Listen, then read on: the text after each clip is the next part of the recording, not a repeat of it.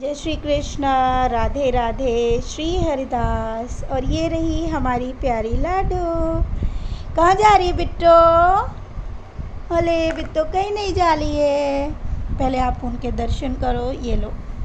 और आज का जो टॉपिक है वो बहुत बहुत महत्वपूर्ण है, तो आप सबको ज़रूर जानने की जानना चाहिए। और बहुत सारे भक्तों का ये प्रश्न भी है, और ये सारी चीज़ें मेरे दिमाग में कैसे आती हैं ये भी मुझे नहीं पता है। बस आ गई और मैं आप सबको वो मैसेज जो है पहुंचा रही हूँ।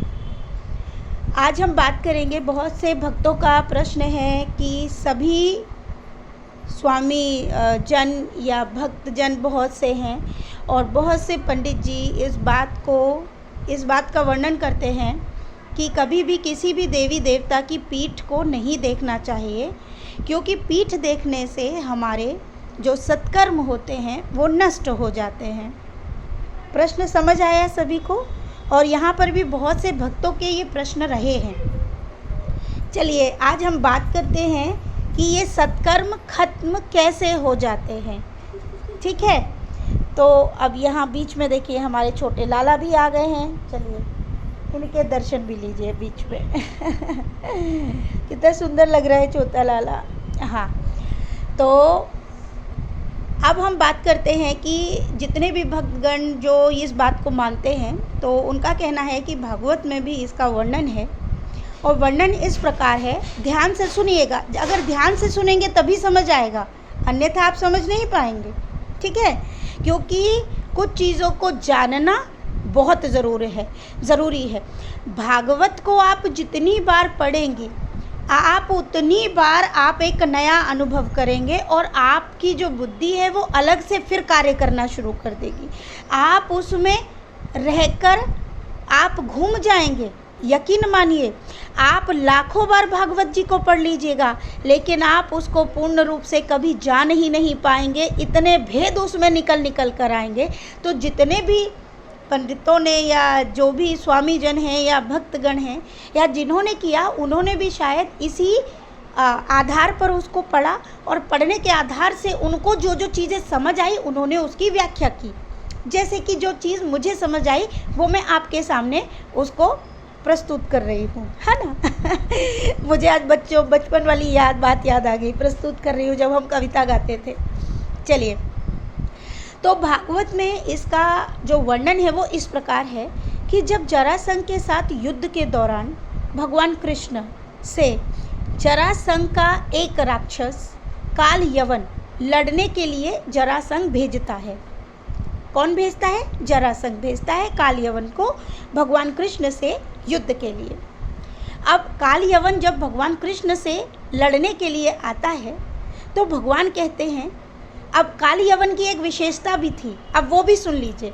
मैंने पहले ही कहा, गौर से सुनिएगा, आपके प्रश्नों का उत्तर आपको मिल जाएगा आप ही के द्वारा, कि उसके सत्कर्म भी ज़्यादा थे।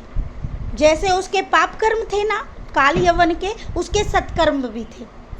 अब प्रभु ने सोचा कि देखिए, प्रभु कब तक किसी को मुक्ति प्राप्त नहीं करवा सकते। मुक्ति दो प्रकार की होती है। देखिए, अगर किसी राक्षस का वध भी प्रभु के हाथों होता है तो भी उसको मुक्ति प्राप्त होती है। इस बात का ध्यान रखिएगा, क्योंकि वो मारा किसके हाथों से गया? स्वयं जगत पालनहार के द्वारा। तो इसलिए तो प्रभु किसी को भी उसके जीवन से उसका वध कब तक नहीं कर सकते?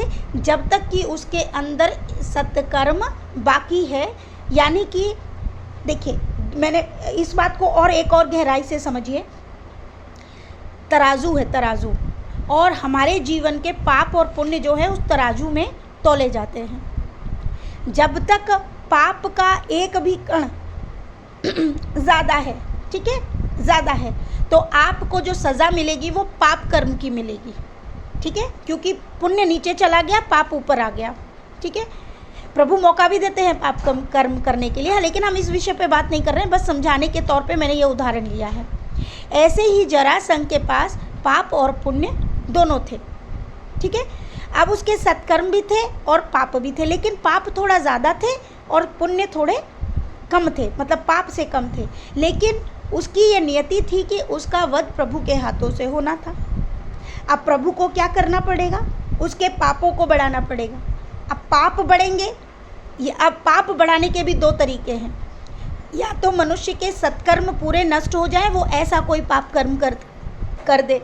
अब युद्ध का दौरान है, अचानक से अब वो पाप कर्म कैसे बढ़ा दे? सबसे बड़ा पाप तो उसका यही हो गया कि वो प्रभु को मारना चाहता है, उसको इस बात की सद्बुद्धि नहीं है।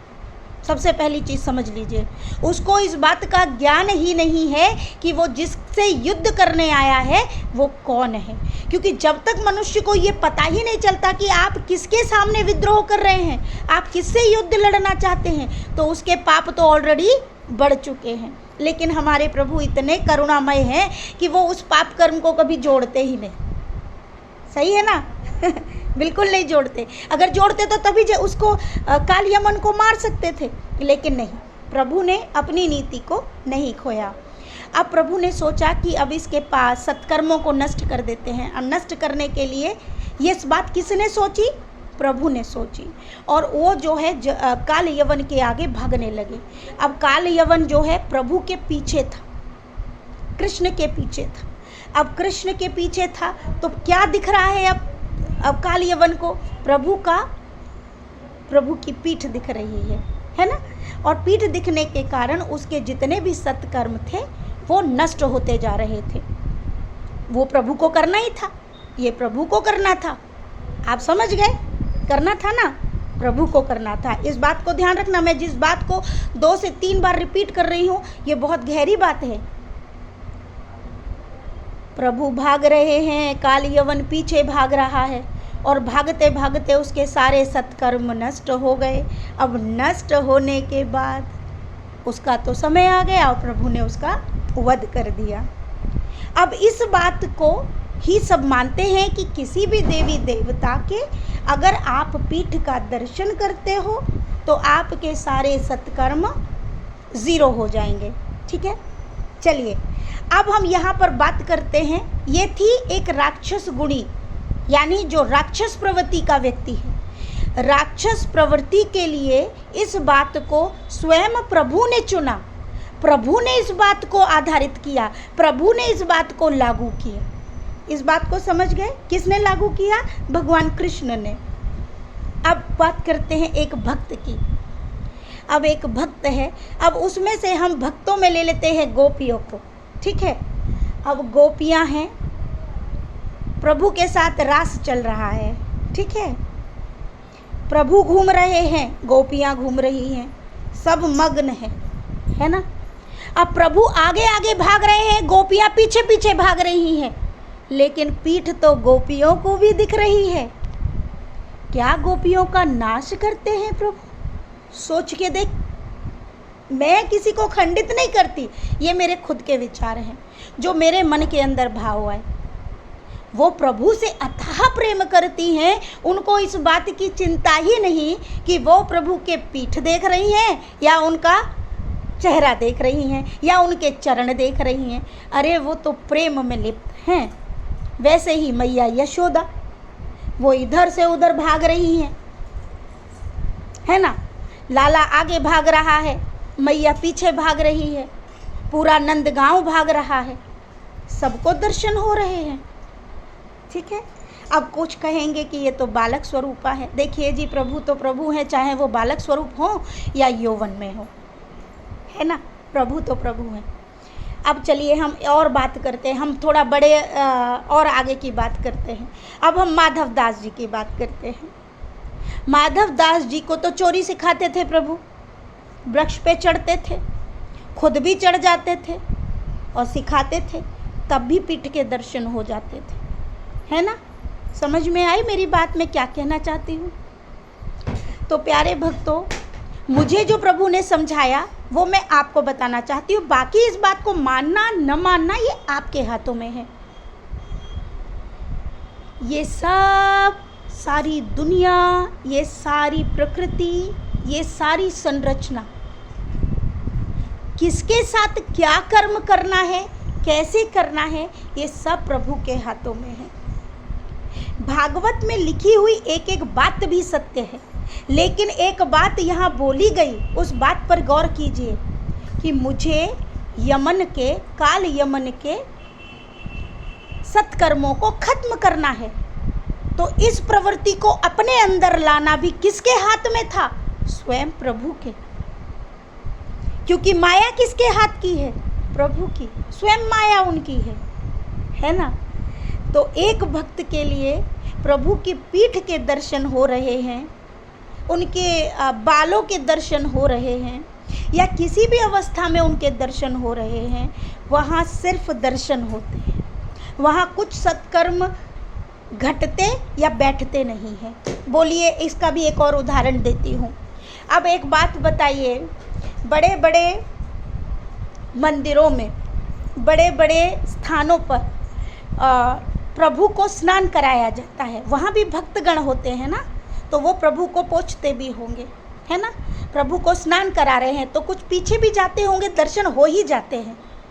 अब जो प्रभु की सेवा में है, जैसे हम जैसे तुच्छ प्राणी, हम सेवा करते हैं, हम तो दिन रात प्रभु के, हमको बैक ही दिख रहा है, पीठ ही तो दिखती है। सुला रहे हैं, पीठ दिख रही है, निल्हा रहे हैं, पीठ दिख रही है, वस्त्र पहना रहे हैं, पीठ दिख रही है, भैया बेड के पीछे जा रहे हैं, पीठ दिख रही है, आगे से आ रहे हैं, पीठ दिख रही है।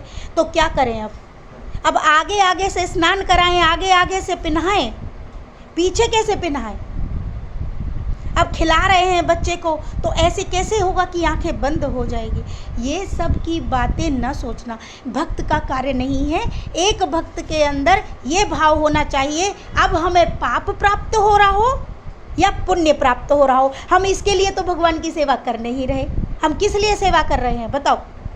हम प्रभु का प्रेम पाने के लिए सेवा कर रहे हैं। हमारे अंदर यही गोपियों वाला भाव होना चाहिए कि गोपी स्वयं कहती हैं, प्रभु को अगर दुख हमारी वजह से हो और हमारे किसी पाप कर्म को करने से प्रभु को उससे शांति मिलती हो, तो हमको पाप की चिंता नहीं है। जैसे कि जब एक बार रुक्मिणी मैया ने भगवान कृष्ण से कहा था कि ऐसा क्या है तुम्हारे ब्रज की गोपियों और राधा में कि तुमको उनसे इतना अधिक प्रेम है।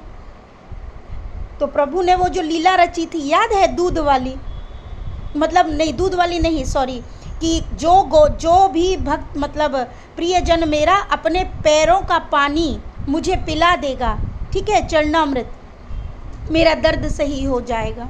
तो रुक्मिणी डर गई कि मुझे पाप पड़ जाएगा, मैं अपने स्वामी जी को कैसे पिला सकती हूँ। सारे द्वारका में सबने मना कर दिया। अंत में वही जब ब्रज में आए, नारायण जी आए, तो उन्होंने देखा कि वहाँ हर गोपी तैयार हो गई। सबने कहा कि तुमको डर नहीं है कि तुमको नरक मिलेगा, कि तुम प्रभु को, स्वामी को, जगत पालनहार को तुम ये सब पिलाना चाहती हो?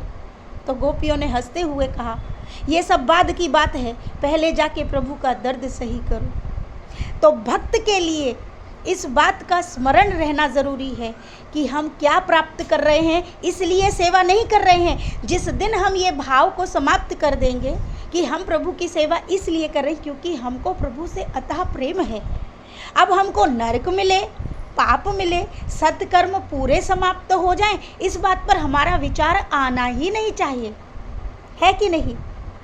नहीं आना चाहिए। अगर हमने सच में ऐसा कुछ किया होगा तो हम सेवा करते भी नरक ही पाएंगे। अगर हम ये सोचते हैं, हमारे मन में ये भाव आना ही नहीं चाहिए। हम अपने बच्चे की जब सेवा करते हैं तो क्या हम ये सोचते हैं कि ये बच्चा कल बड़े होकर हमको मारेगा? क्या हम ये सोचते हैं? भले ही वो बच्चा मारे बड़े होकर, होता भी है, बहुत से माता पिता को निकाल देते हैं, बहुत सारी चीज़ें होती हैं, लेकिन हम सोचते नहीं हैं। तो हम अपने इन लाला लालियों के लिए क्यों सोचें कि हमें पाप मिलने वाला है ना? तो भक्त के लिए सेवा भाव ही सबसे बड़ा कर्म है, और ये प्रभु के हाथ में है कि उस सेवा का हमें क्या फल प्राप्त होता है। हाँ, एक बात मैं कहूँगी कि जब हम किसी बड़े मंदिरों में या कहीं भी जाते हैं तो उस वक्त पे हम प्रभु के सामने से दर्शन करें, और परिक्रमा लगाते वक्त हम प्रभु के आगे से ही पुनः दर्शन करें। ये एक व्यवस्थित है और ये जो है शास्त्रों में लिखा हुआ है, ठीक है। सेवा में ये बात मुझे नहीं लगता कि ये आती है, अगर आती है तो सेवा हो नहीं पाएगी, है ना। तो आपको मेरी ये बात कैसी लगी मुझे ज़रूर बताइएगा, ठीक है जी। और यहाँ दर्शन कीजिए हमारे प्यारे कृष्ण हरि के। और ये लीजिए, दर्शन कीजिए, कौन है ये इतनी सुंदर मोहिनी। अरे दैया ये मर गए भैया। अले भैया, अले अले भैया, एक स्पेशल वीडियो बनता है आज तो कन्हैया का, है ना। तो खूब सारा प्रेम आप सभी को। राधे राधे, श्री हरिदास।